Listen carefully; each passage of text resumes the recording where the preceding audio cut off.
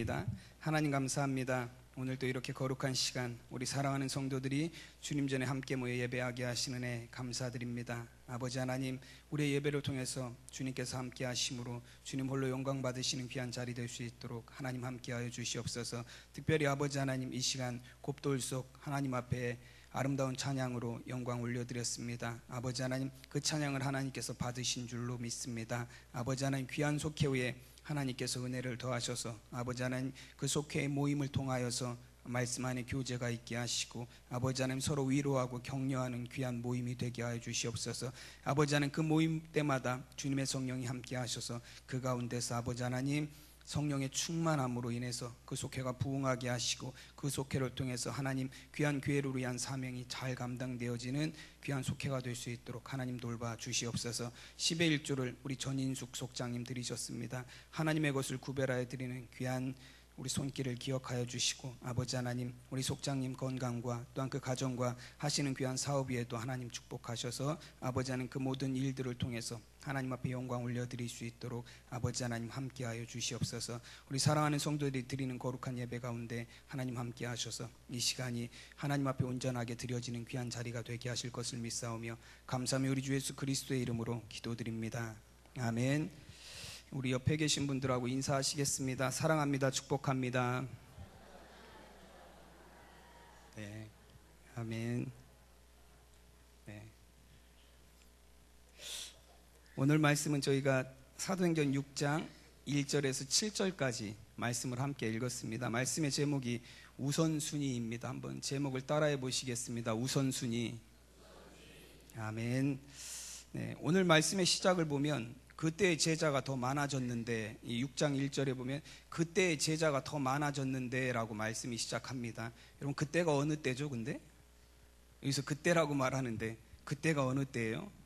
5장, 우리가 사도행전 5장에서 본 그 5장의 그때를 말씀하는 거예요. 5장에서 어떤 일들이 이 예루살렘 교회 안에 있었죠? 아나니아와 삽비라가 하나님 앞에 거짓을 말함으로 하나님께서 아나니아와 삽비라를 치셔서 그들이 죽게 되고 심판받는 일들이 있었습니다. 그리고 하나님께서 그 일들을 통해서 하나님의 백성의 거룩함을 드러내셨죠. 그리고 사도들의 손을 통해서 민간의 많은 표적과 기사가 일어나고 또 그런 사도들을 대제사장들과 사두개인들이 핍박하고 멸시하고 감옥에 잡아다가 가두고 그들을 재판에 세우고, 그리고 하나님께서 주의 사자를 인도하셔서 그 사도들을 그 감옥에서 또 내어보내게 하시고, 뭐 그런 일들이 사도행전 5장에서 계속 나와요. 사도들은 복음을 전하고 대제사장들과 서기관들과 사두개인들은 그 복음을 전하는 그 복음을 가로막고 핍박하고, 여러분 그런 와중에 일하는 거예요. 그때에 사도들이 복음을 전하다가 여러 가지 핍박을 당하고 여러 가지 어려움을 당하고 그 가운데서 그 속에서 하나님의 손이 역사하셔서 또 그 복음이 전하여지는 길을 열고 하시는 그런 모든 과정들이 있었던 그때라고 말씀하십니다. 그때 예루살렘 교회가 어떤 일이 있었냐면 제자가 더 많아졌다라고 말합니다. 여러분, 핍박이 있을 그때에, 고난이 있을 그때에 사도들과 베드로와 사도들이 감옥에 갇혔다가 나오고 하는 그런 그때에, 그런 어려운 그 시대에 하나님께서 세우신 귀한 교회가 부흥하고 제자들이 더 많아졌다라고 말씀하세요. 여러분, 여기는 그냥 제자가 더 많아졌다라고 말씀하지만요, 이게 원래 의미로 보면 원어 성경에 보면 어떤 뜻을 갖고 있냐면요, 기하급수적으로라는 그런 의미가 붙어 있어요. 여긴 그냥 많아졌다 그러면 얼마나 더 많아졌는지 우리는 상상을 못하지만 기하급수적으로라고 그렇게 말해요. 뭐 여러분, 예루살렘 교회가 한 몇 명 정도 모였는 줄 아세요? 지금 이때 정도. 이제 사도행전 1장에서 처음에서 시작하잖아요. 뭐 마가의 다락방에서 120명이 모여서 거기서 기도함으로 성령이 그곳 가운데 임하셔서 교회가 시작이 되잖아요. 그때는 120명이 모여서 시작했어요. 근데 사도행전 6장쯤 오면은 여러분, 예루살렘 교회가 몇 명 정도 모이는 교회가 됐을까요? 뭐 찍어보세요. 네.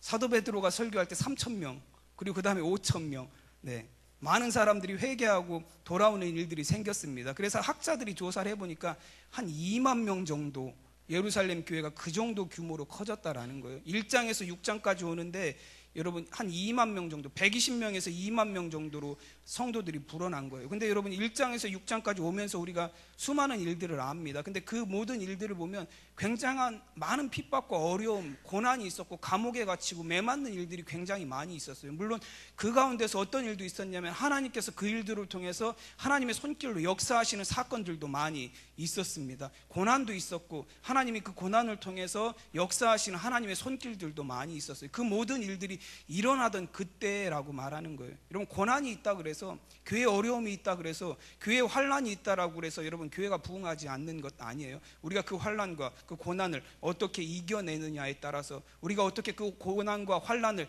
대하느냐에 따라서, 우리가 어떤 믿음을 갖고 있느냐에 따라서 그 고난을 통해서 더 부흥되기도 하고 그 고난을 통해서 무너져 내리기도 하는 것입니다. 여러분, 이 그때라는 그 말은 바로 그 고난과 핍박의 그 시대에, 그 사도행전 초대교회에 아픔이 있고 어려움이 있고 사도들이 감옥에 갇히던 그 시대에 그 사도들을 통해서 하나님께서 제자의 숫자가 더 많게 하셨다라는 그런 말씀으로 오늘 이 6장 말씀이 시작이 되고 있습니다. 여러분, 그리고 1절에 보면 그때의 제자가 더 많아졌는데 헬라파 유대인들이 자기의 과부들이 매일의 구제에 빠짐으로 히브리파 사람을 원망하니라고 말씀하세요. 이 초대교회에도 문제가 계속 나와요. 5장에는 어떤 문제가 나왔었죠? 아나니아와 삽비라에 관한 문제가 교회 안에 있었어요.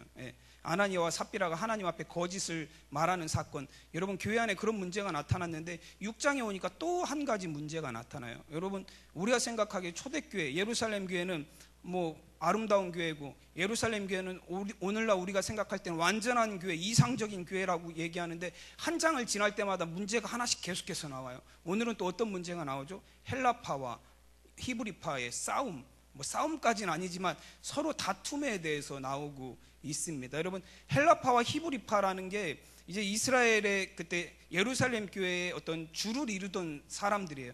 주로 예루살렘 교회에 많이 있었던 사람은, 여러분, 헬라파가 많았을까요? 히브리파가 많았을까요? 네, 50%인데 찍으셔도. 네. 히브리파가 많았죠. 히브리파가 많았어요. 훨씬. 이 헬라파 히브리파 기준은 뭐냐면, 헬라파나 히브리파나 두 부류 다 유대인들이에요. 두 부류 다 유대인들인데 어떤 유대인들이냐면, 이 이스라엘, 북이스라엘이 722년에 아수르에 의해서 망했고 586년에 남쪽 유다가 망했어요. 그렇죠?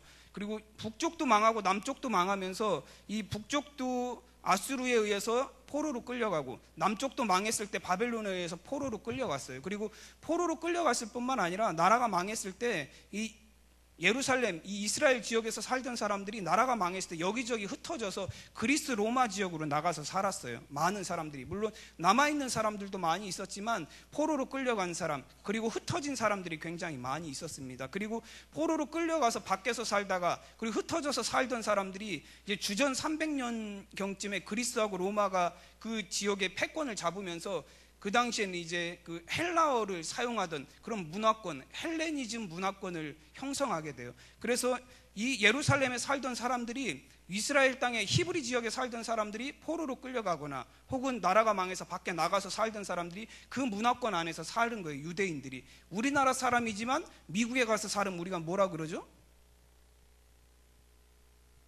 뭐라고 그러는지 모르시는 재미동포, 뭐 그 정도 얘기하죠. 우리나라 사람이지만 미국에 가서 사는 사람이에요. 근데 그런 사람이 미국에서 한 30년 40년 살다가 한국에 다시 돌아왔어요.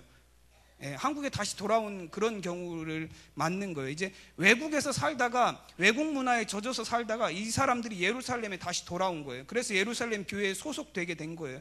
유대인들이지만, 그렇지만 이 사람들은 헬라파 유대인들이에요. 헬라파 사람들이에요. 밖에서 살다가 다시 들어온 사람들. 그리고 히브리파 유대인들은 누구죠?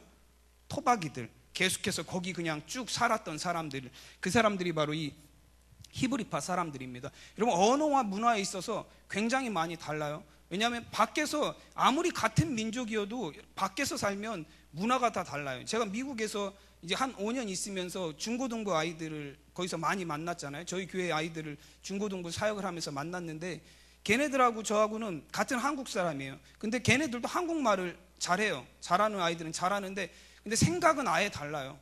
생각은 아예 달라서 우리나라 문화에 대한 게 아무것도 아는 게 없어요. 그 친구들은 농담을 해도 뭐 이상한 농담들을 하고 그래요. 누룽지가 영어로 뭐냐고 저한테 물어보더라고요. 누룽지가 영어로 뭔 것 같으세요? 누룽지가 영어로 뭐냐고 물어봐서 뭐냐고 물었더니 바비 브라운이래요. 바비 브라운. 네. 밥 색깔이 브라운이라고, 바비 브라운. 그래서 뭐 그런 농담을 하면서 지내요. 우리가 이해할 수 없는 그런 농담들. 문화가 완전히 다른 거예요. 같은 한국 사람이지만 생각도 다르고 언어 자체도 달라요. 제가 조금만 어려운 단어를 쓰면 이 설교를 할 때 하나도 못 알아들어요. 아이들이 도대체 목사님 지금 뭔 소리를 하나, 듣긴 듣는데 단어들을 이해를 못하는 거예요. 조금만 어려운 단어, 한자가 섞인 단어들 사용하고 하면은 전혀 이해를 하지 못해요. 아무리 설교를 해도.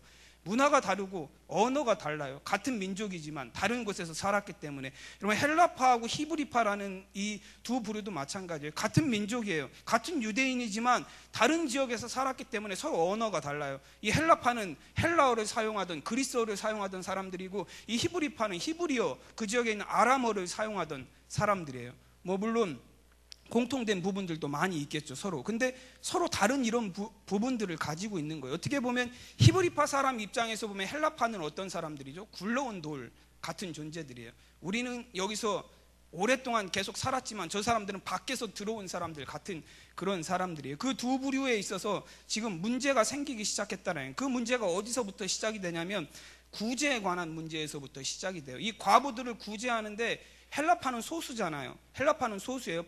그 외국에서 들어온 사람들, 소수였던 헬라파 사람들이 소외감을 느끼기 시작하는 거예요.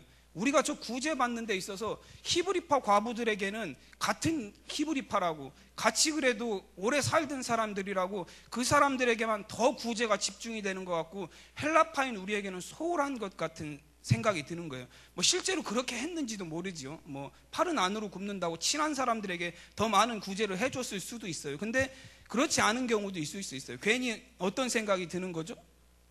그렇지 않은데, 사도들은 공평하게 했음에도 불구하고 이 헬라파 사람들은 어떤 생각을 스스로 가질 수도 있는 거죠? 우리가 차별을 받는구나, 우리가 소수라서, 우리가 몇 명 되지 않는다고, 우리가 약하다고, 우리가 별것 아니라고, 우리가 지금 숫자도 없고 힘도 없다 그래서 우리가 지금 차별을 받는구나라는 생각도 스스로 할 수 있다라는 거. 어쨌든 그런 것들이 뭐 이런 문제든 저런 문제든 이 헬라파 사람들하고 히브리파 사람들 간의 그 갈등이, 구제로 인한 갈등이 초대교회 안에서 생겨나기 시작했다라는 거예요. 여러분, 근데 중요한 것은 갈등이 생겨났다라는 것도 중요하지만, 그런 갈등과 문제가 생겨났을 때 그것들을 이 사도들이, 그 문제들을 어떻게 대처했느냐라는 것, 그것의 원인을 어디에서 찾았느냐라는 것이 여러분 굉장히 중요해요. 만약에 여러분 우리 교회도 마찬가지로 두 파로 나뉘었다라고 여러분 생각해 보세요. 예산파 손 들어 보세요. 예산이 고향이신 분, 다 예산이 고향이신가요? 예산이 아니신 분, 저는 예산이 아니에요. 네. 예산이 아니신 분도 꽤 많으시네요. 네. 만약에 나뉘었다라고 생각해 보세요. 예산파하고 예산이 아닌 비예산파라고 나누어졌으면, 여러분 그 싸움의 원인을 여러분 어디서 찾으실 것 같아요? 싸움의 원인을 어디서 찾을까요? 이거 예산파 사람들은 비예산파에서 찾고, 비예산파 사람들은 예산파에서 찾을 거예요. 이때도 마찬가지. 헬라파 사람들은 히브리파 사람들, 저 사람들만 구제받고 우리는 못 받는 것 같다. 히브리파 사람들은 무슨 소리냐, 다 똑같이 받는데 저 사람 자격지심이다, 저들이. 여러분, 서로 이런 문제로 싸움을 할 것 같아요. 그런 데서 원인을 찾을 것 같아요. 근데 사도들은 그런 데서 원인을 찾지 않아요. 어디에서 원인을 사도들이 찾죠? 오늘 2절 말씀해 보면 이렇게 말씀합니다. 12사도가 모든 제자를 불러 이르되 우리가 하나님의 말씀을 제쳐놓고 접대를 일삼는 것이 마땅하지 아니하니라고 말합니다. 여러분, 사도들이 그 원인을 찾는데, 헬라파 과부와 히브리파 과부들이 서로 지금 구제를 받는 것에 있어서 공평하게 받지 못한다라고 따지는 그런 갈등이 있는 상황인데, 사도들은 그 원인을 과부들에게서 찾지 않아요. 그 사람들이 서로 뭐 어떤 관계냐에 따라서 찾지 않습니다. 사도들이 그 문제를 어디에서 찾죠? 자신들에게 문제가 있다라는 거예요. 우리가 지금 지도자인 우리가, 사도인 우리가 그들에게 지금 가르치고 전해야 되는 우리에게 문제가 있다라는 걸 사도들이 발견한 거예요. 그 문제 중에 핵심이 뭐죠? 말씀을 가르쳐야 될 우리가, 말씀에 충만해야 될 우리가 말씀을 제쳐놓고 그들을 접대하고 구제하고 그들에게 식량을 나눠주는 일에 몰두했다라는 거예요. 지금 우리가 해야 될 일이 그것이 아닌데, 우리가 지금 너무 그것에 몰두해서 결국 성도들에게 뭐가 부족하다라는 거죠? 히브리파와 헬라파 사람들에게 뭐가 부족하다라는 거예요? 말씀이 없다라는 거예요. 그들 가운데 그들 가운데 사도들로부터 제대로 가르쳐주는 말씀이 없다라는 거예요. 그들이 구제를 더 받느냐 못 받느냐의 문제가 아니라 그들 가운데서 그렇게 갈등이 생겨나고 교회 안에 문제가 생겨나고 교회 안에 싸움이 일어나는 이유가 뭐라고 보는 거예요. 사도들이 우리가 제대로 말씀을 가르치지 못해서 성도들이 말씀 안에서 바로 서 있지 못하다라는 거예요. 그러니까 그들이 육신의 문제로 인해서 그들이 생겨나는 어떤 갈등으로 인해서 뭐 공평하지 못한 문제들로 인해서 서로 싸우고 다투는 일들이 그 안에 생겨난다라고 사도들이 지금 지적하고 있는 것입니다. 여러분, 사도들이 그것을 발견한 거예요. 우리가 해야 될 일을 제대로 하지 않으니까, 우리가 감당해야 될 사명을 제대로 감당하지 않으니까, 우리가 제대로 성도들에게 말씀을 전하지 않으니까 어떤 일이 생기는 거예요? 성도들 간에 서로 분열이 일어나고 싸움이 일어나기 시작한다는 걸 이 사도들이 발견하게 됩니다. 여러분, 예루살렘 교회 안에 왜 히브리파와 헬라파 사이에 갈등이 일어났느냐? 여러분, 히브리파와 헬라파 사이에 어떤 잘못이 있는 것도 아니에요. 그들이 뭐 분배가 잘못 이루어져서도 아닙니다. 여러분, 이런 문제의 원인을 무엇이라고 말하냐면, 여러분, 사도들이 제대로 된 사명을 감당하지 못했을 때 그런 문제가 교회 안에 생겨나기 시작했다라는 것입니다. 2절 말씀에 보면 하나님의 말씀을 제쳐놓고라고 표현을 해요. 여러분, 사도들이 얼마나 바빴으면 사도들이 하나님의 말씀을 제쳐놓을 수밖에 없다라는 거예요. 아까 처음에 말씀드렸죠. 몇 명이나 된다고요? 초대교회가, 예루살렘 교회가 2만 명에 가까운 숫자들이 모였다라는 거예요. 여러분, 12명이 그들의 구제하는 일들을 감당하려고 그러니까 여러분 얼마나 바빴습니까? 여러분, 얼마나 할 일이 많았겠어요? 여러분, 접대하는 일에 더 많은 정성을 쏟았다라고 말하는데, 이 접대하는 일을 보면, 여러분 성경에 보면, 여러분 가지신 성경에도 보면 이렇게 그 접대하고 가로치고 6번 써놓고 밑에 쭉 내려가 보면 6번에 뭐라고 써져 있죠?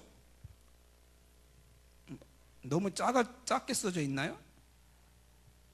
제 거 성경엔 이렇게 써 있어요. 말씀 옆에요.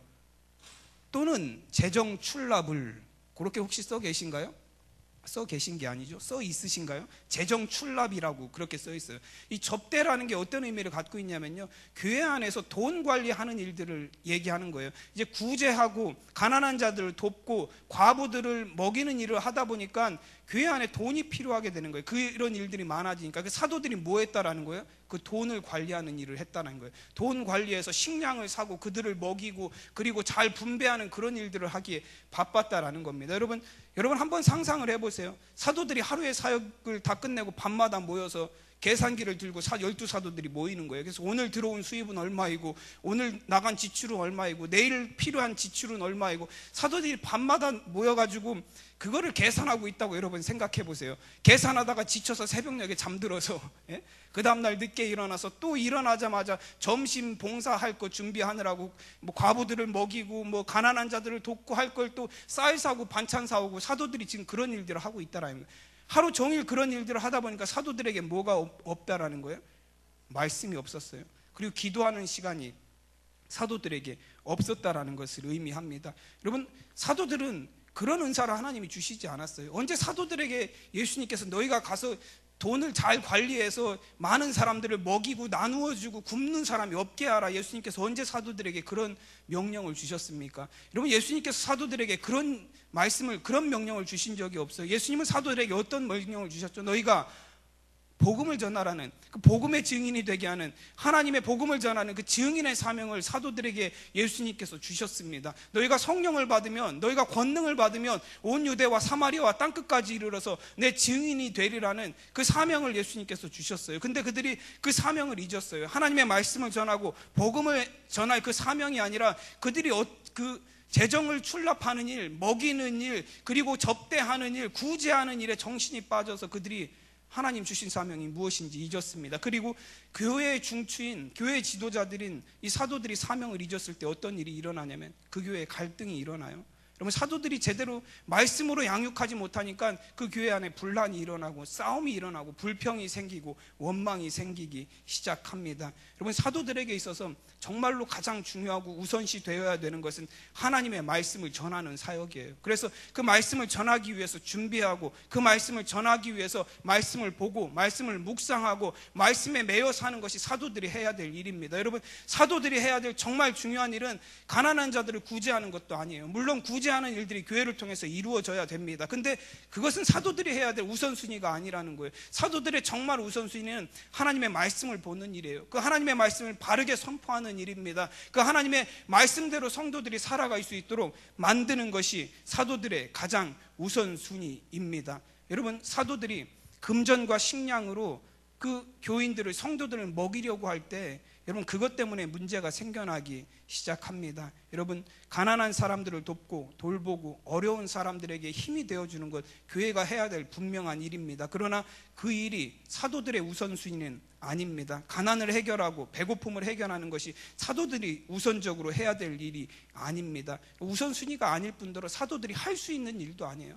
완전하게 할 수 있는 일도 아니에요. 오늘 말씀에서도 보면 12사도가 달려들어서 붙어도 여러분, 헬라파 히브리파 사이에 여러분 갈등만 만들어 놓는 실수를 범하게 됩니다. 여러분, 오늘날 목사님들도 마찬가지예요. 목사님들이 교회에서 마치 슈퍼맨인 것 같은 교회들이 많이 있어요. 목사님이 못하는 일이 없어야 되는 그런 시대 가운데 살아가고 있습니다. 미국에서는 우스갯소리로 목사님들이 어떤 얘기를까지 하냐면, 집에 애기 기저귀가 떨어지면 새벽에 목사님한테 전화하래요. 애기 기저귀가 떨어지면 새벽에 목사님한테 전화하면 된대요.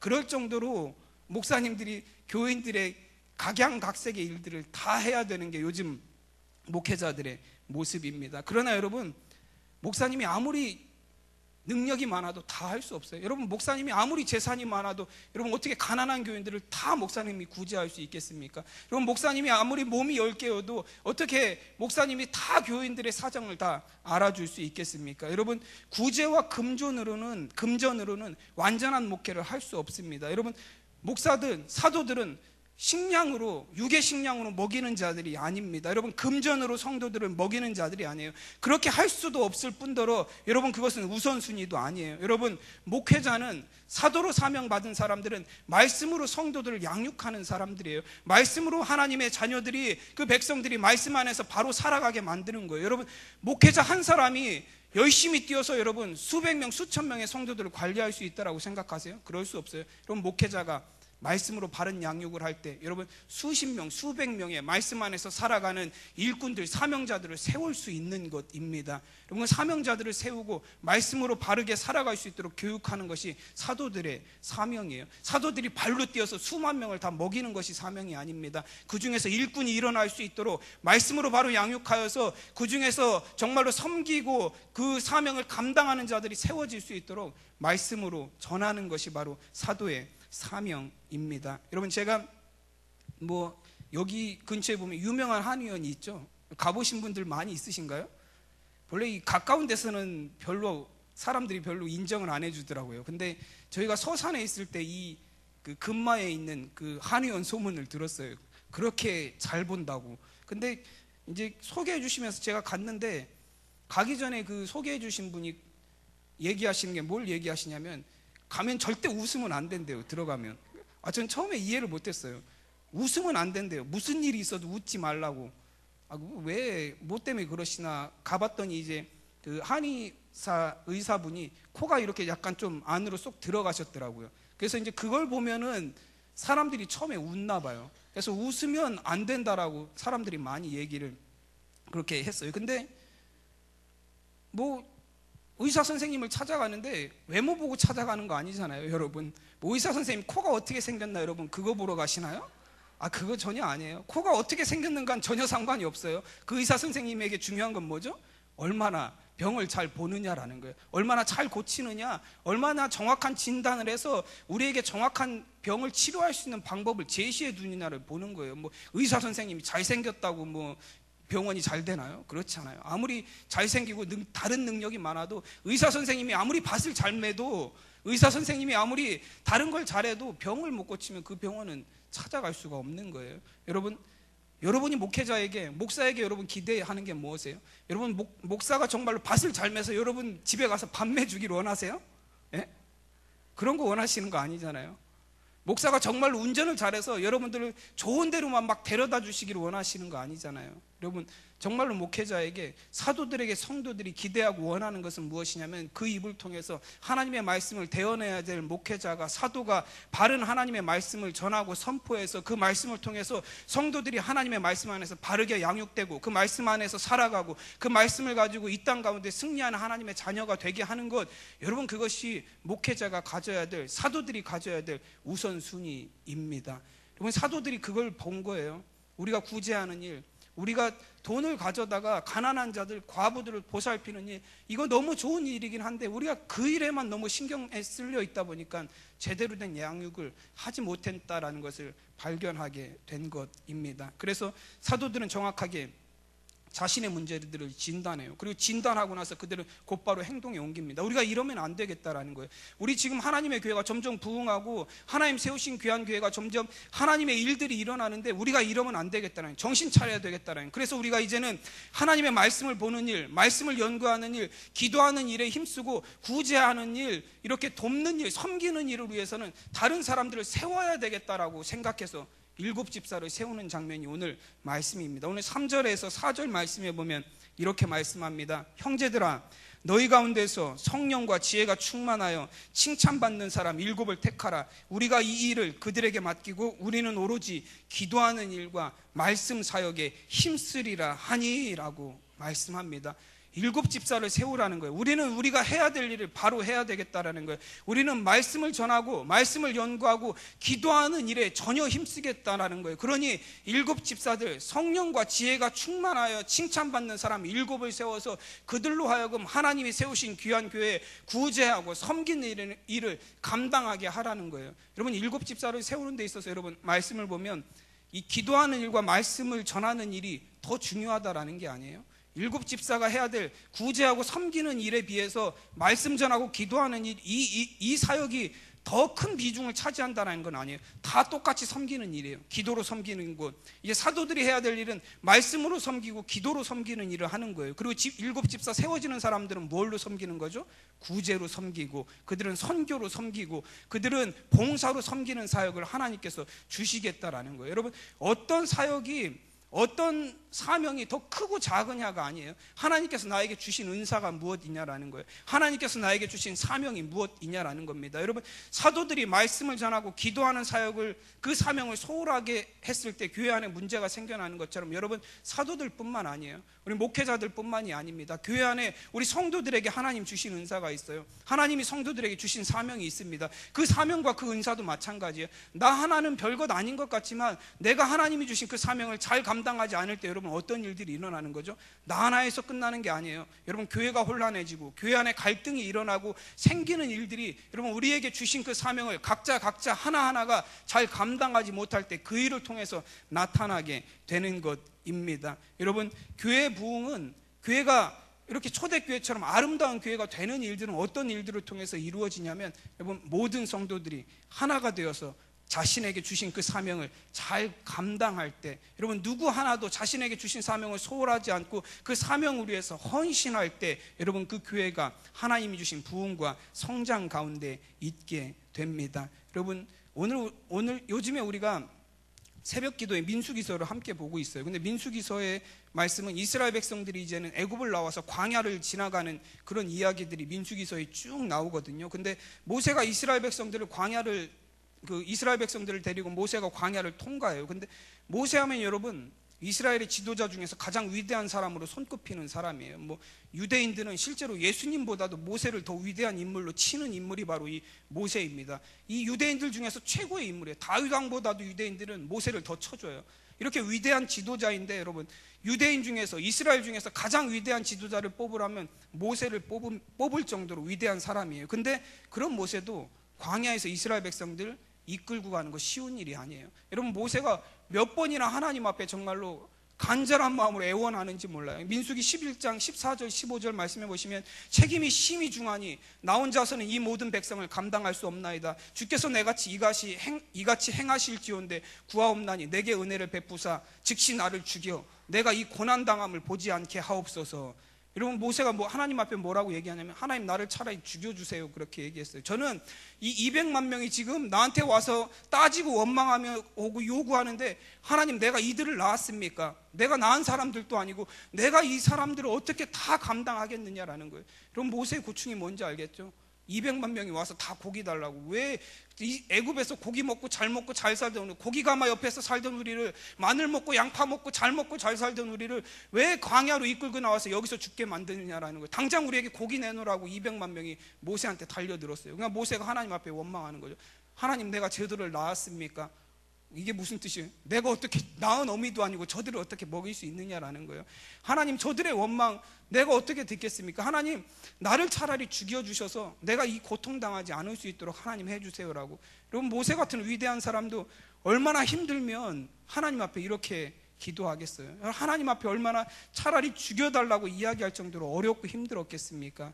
여러분, 하나님께서 모세에게 말씀하시죠. 그 이후에 보면 모세에게 70명의 장로를 세워라. 존경받는 사람들, 나이가 있는 사람 중에서 백성에게 존경받는 사람 70명을 세워서 그들로 하여금 너의 짐을 나누어 지게 하라, 하나님 말씀하셨습니다. 그럼 모세 같은 위대한 사람도 혼자서 할 수 없어요. 그럼 교회는 혼자서 하는 공동체가 아니에요. 목사님 혼자서 아무리 발 날고 뛰고 발 벗고 뛰어봐야 여러분 교회가 성장하지 않아요. 여러분, 교회가 성장하고 부흥하고 정말로 복음이 살아있는 교회가 되게 하려면 모든 성도들이 자기에게 주신 사명을, 하나님께서 주신 은사를 잘 감당해야 될 줄로 믿습니다. 어떤 원로 목사님이 이런 얘기를 하셨대요. 저는 아직 목회를 그렇게 한 지 오래 안 돼서 그런 심정은 잘 모르겠지만, 이 원로 목사님이 길을 지나가시다가 구멍이 뻥 뚫린 고목나무, 오래된 고목나무를 보셨대요. 여기 송성리에도 가보면 고목나무 하나가 있죠. 가운데 뚫려서 거기 이렇게 넣어놨더라고요. 채워놨죠. 거기도 그 구멍이 뻥 뚫린 고목나무를 보시면서 이 원로 목사님이 이렇게 얘기하셨대요. 너는 목회도 안 했는데 왜 가슴이 그렇게 뻥 뚫렸니? 목회를 한 40년 50년 하면 가슴이 뻥 뚫리나 봐요. 저는 아직 15년밖에 안 돼서 이 가슴이 뻥 뚫리는 건 아직 잘 모르겠습니다.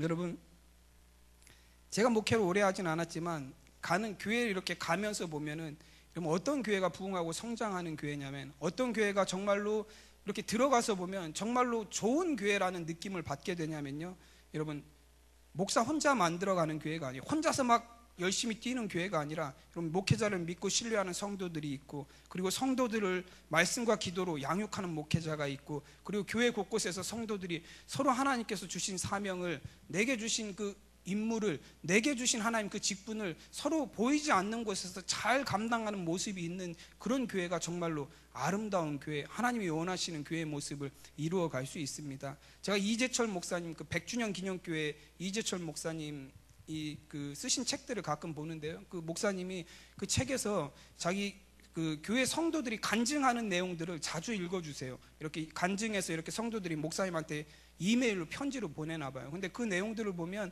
그 교회는 정말로 안 보이는 곳에서 봉사하고 섬기는 사람들이 굉장히 많아요. 어떤 한 분이 이런 그 이메일을 하셨더라고요. 그분이 이제 교회에서 3시간 떨어진 곳에서 사시는 분이래요. 근데 매주 나와서 교회 이제 봉사를 하는 거예요. 어느 토요일 날도 눈이 너무 굉장히 많이 온 날 이분이 교회 이제 새벽 기도 왔다가 교회 새벽에 이제 새벽 기도 끝나고 6시부터 눈을 치우시기 시작한 거예요. 교인들 몇 분하고 같이 눈을 치우셨는데, 거기는 100주년 기념교회는 그 양화진 묘역이 있는 데잖아요. 선교사 묘지, 외국인 묘지가 있는데 넓어요.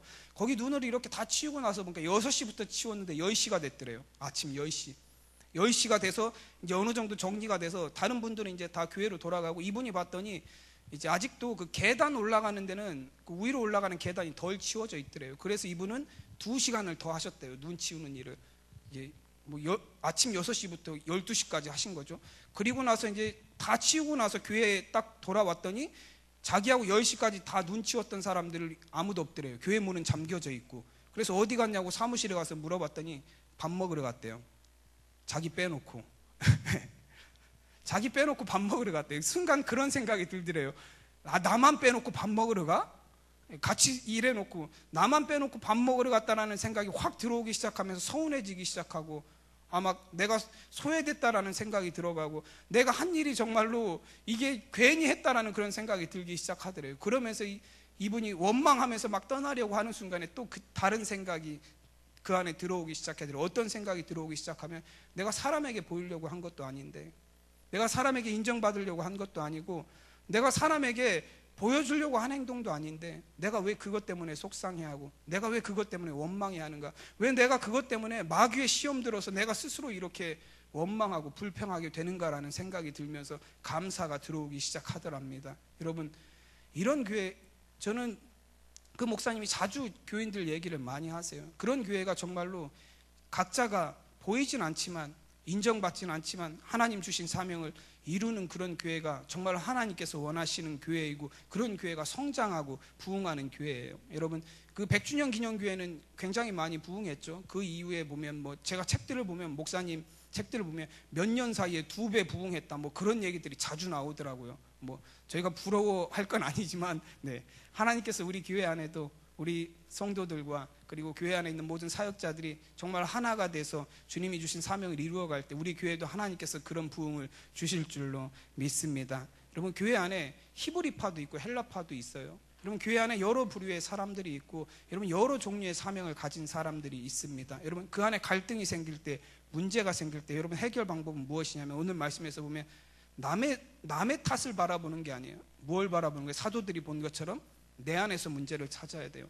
과연 이런 갈등이 있을 때 내가 이 속에서 나의 문제는 무엇인가? 여러분, 여러 가지 어려움이 있을 때 지금 이런 어려움 가운데서 내가 가진 문제는 무엇인가? 내가 바꿔야 될 것은 무엇인가? 내가 해결해야 될 것은 무엇인가? 내가 내려놓아야 될 것은 무엇인가를 바라봐야 돼요. 여러분, 그래야 그곳에 변화가 생기고, 그래야 그곳에 여러분 화합함이 생기고 하나가 됨이 생기는 거예요. 여러분, 남에게서, 다른 사람에게서, 다른 부류에게서 찾으면 여러분 절대로 찾을 수 없어요. 그리고 전혀 바뀔 수도 없습니다. 여러분, 초대교회, 하나님께서 세우신 예루살렘 교회는 여러분 이런 방법들로 그 갈등을 해결해 나갔고, 우리 7절 말씀에 보면 이렇게 말씀하세요. 하나님의 말씀이 점점 더 왕성하여 예루살렘에 있는 제자의 수가 더 심히 많아지고 허다한 제사장의 무리도 이 도에 복종하니라 말씀하십니다.